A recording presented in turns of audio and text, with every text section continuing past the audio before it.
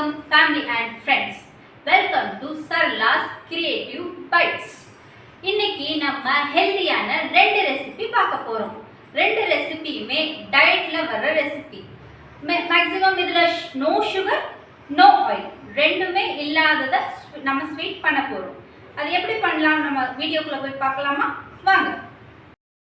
First recipe நம்ம பார்க்கலாம். First recipe வந்து கடலைப்பருப்பு லட்டு. கடலைப்பருப்பு லட்டுன்னு சாதாரண லட்டுவா நினைக்காதீங்க. இதுல எவ்வளவு பெனிஃபிட்ஸ், எவ்வளவு சத்து எல்லாமே இருக்குன்னு உங்களுக்கு தெரியுமா? வாங்க நான் சொல்றேன். இது ஜஸ்ட் 3 இன்கிரிடியன்ட் மட்டும்தான். வாங்க என்னென்ன இன்கிரிடியன்ட் பார்க்கலாமா? ஃபர்ஸ்ட் இன்கிரிடியன்ட் கடலைப்பருப்பு, செகண்ட் இன்கிரிடியன்ட் எள்ளு, தேர்ட் இன்கிரிடியன்ட் பொடியை தட்டின கருப்பட்டி. கடலைப்பருப்பில் என்ன பெனிஃபிட்ஸ் இருக்குன்னா, இது ஒரு புரோட்டீன் மட்டுமல்ல, இது வந்து நம்ம உடம்புல இருக்கிற பேட் கொலஸ்ட்ராலை குறைக்கும். எள்ளு, இது சாதாரண எள்ளு இல்லை, நம்ம உடம்புல இருக்கிற எல்லா நோய்களும் மேக்சிமம் குறைக்கிற சக்தி உள்ளது எள்ளு. இது கூந்தல் நல்லா தடியமாக ஸ்ட்ராங் ஆகிறதுக்கு இது யூஸ் ஆகும். கருப்பட்டி, இது வந்து நேச்சுரலி சுகர்.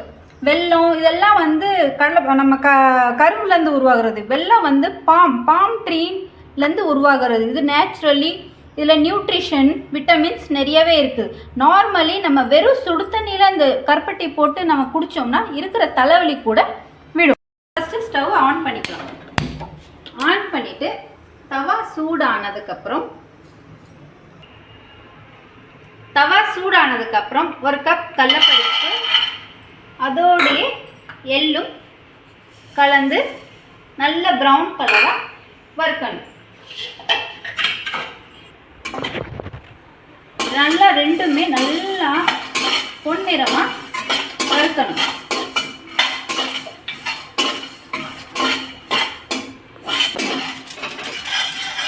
பாருங்க எள்ளு எப்படி தெரிக்குதுன்னு. இந்த எள்ளு நல்லா தெரிஞ்சு அப்படியே அமரும். அப்பதான் நம்ம கேஸை ஆஃப் பண்ணணும்.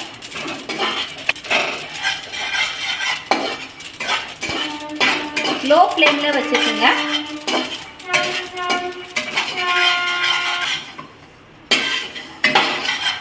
பாருங்க எவ்வளோ பொன்னிறமாக வறுந்துருக்குன்னு பாருங்க. எள்ளு கூட எவ்வளோ ப்ரௌனிஷாக வந்திருக்குன்னு பாருங்க. இப்படி வர ஸ்டேஜில் வந்து நம்ம கேஸை ஆஃப் பண்ணிவிட்டு இதை கொஞ்ச நேரத்துக்கு ஆற விடணும், ஒரு 5 நிமிஷத்துக்கு.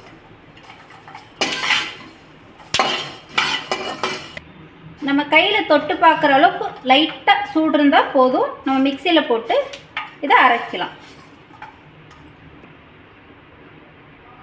நம்ம இப்போ மிக்சி கிண்ணத்தில் சேஞ்ச் பண்ணிக்கலாம், மாற்றிக்கலாம்.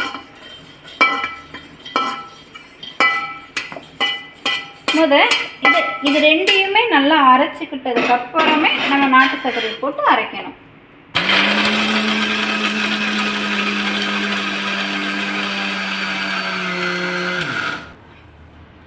இப்போ நம்ம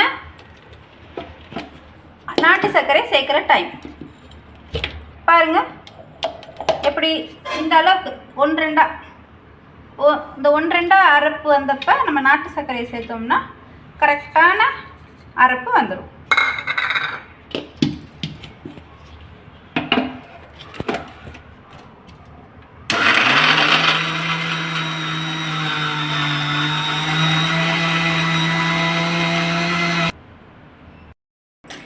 பாருங்கள் இவ்வளோ நைஸாக அரைப்பட்டுருச்சுன்னு. இப்போ நம்ம இது உருட்ட ஆரம்பித்தோம்னா நல்லா உருண்டையாக உங்களுக்கு லட்டு கிடைக்கும். இது ஒரு வாரத்து முடியும் நீங்கள் வச்சு சாப்பிடலாம். உங்களுக்கு கிரேவிங்ஸ் இருக்கும்போது நீங்கள் வச்சு சாப்பிடலாம். நம்ம ரெசிபி ரெடி ஆயிடுச்சு. இது நீங்கள் ஒரு வாரத்துக்கு கூட ஸ்டோர் பண்ணி சாப்பிடலாம். ஒன்றும் கெடாது, ஒன்றும் செய்யாது. உங்களுக்கு எப்பப்போ கிரேவிங்ஸாக இருக்குதோ நீங்கள் கண்டிப்பாக இதை சாப்பிடலாம்.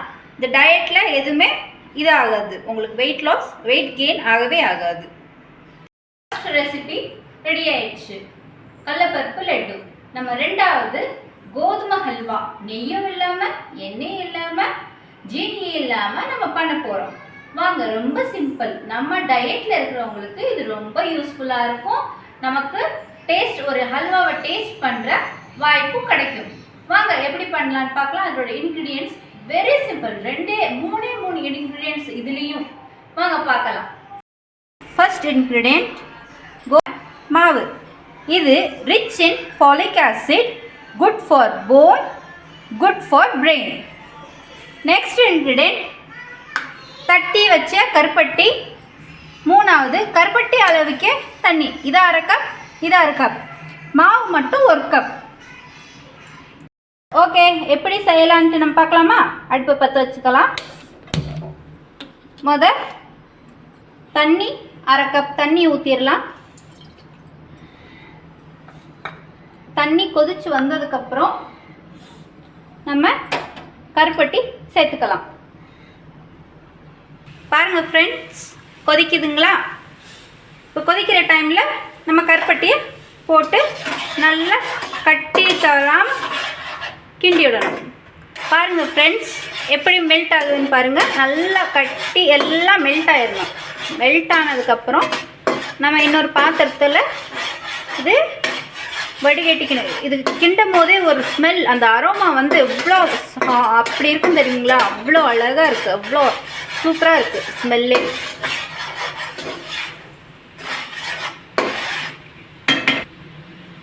பாருங்கள் எப்படி கொதிச்சுட்டு எவ்வளோ அழகாக. இங்கே பாருங்கள், இந்த பதம், இப்படி இந்த கன்சிஸ்டன்சி வரணும். இப்போ நம்ம வடிகட்டிக்கலாம்.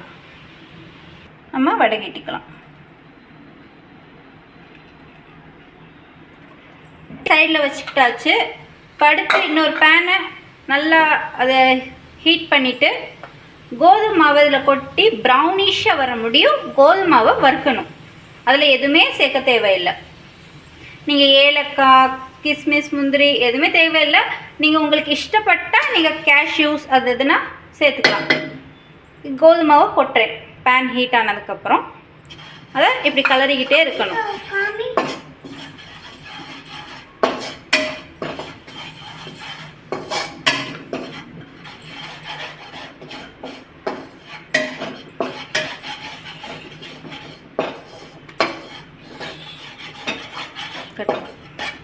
பாருங்க, கோதுமை மாவு ப்ரௌனிஷாக நல்லா ப்ரௌனிஷ் கலரில் ஆயிடுச்சு.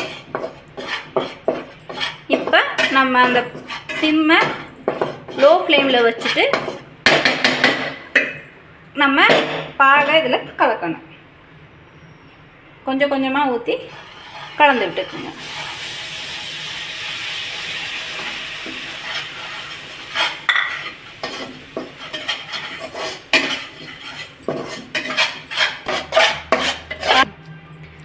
பாருங்க, இந்த அல்வா பதத்துக்கு வந்துடுச்சு.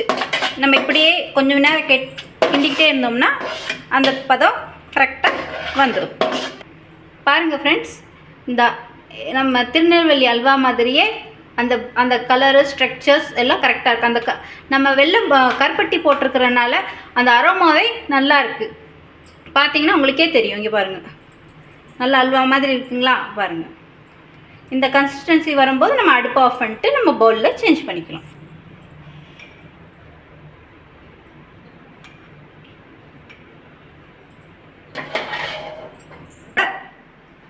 ரெண்டாவது ரெசிபியும் ரெடி ஆயிடுச்சு, கோதுமை ஹல்வா. நம்மளோட 2 ரெசிபியும் ரெடி. சத்தான 2 ஸ்வீட்ஸ், கடலைப்பருப்பு லட்டு, கோதுமை halwa. No oil, no sugar. நீங்கள் இந்த ரெசிபியை ட்ரை பண்ணி பாருங்கள். ரொம்ப நல்லாயிருக்கும், உடம்புக்கு ரொம்ப நல்லது. தேங்க்யூ ஃபார் வாட்சிங். சப்போர்ட் பண்ணுங்கள், என்னோட சேனலை சப்ஸ்கிரைப் பண்ணுங்கள், லைக் பண்ணுங்கள். தேங்க்யூ.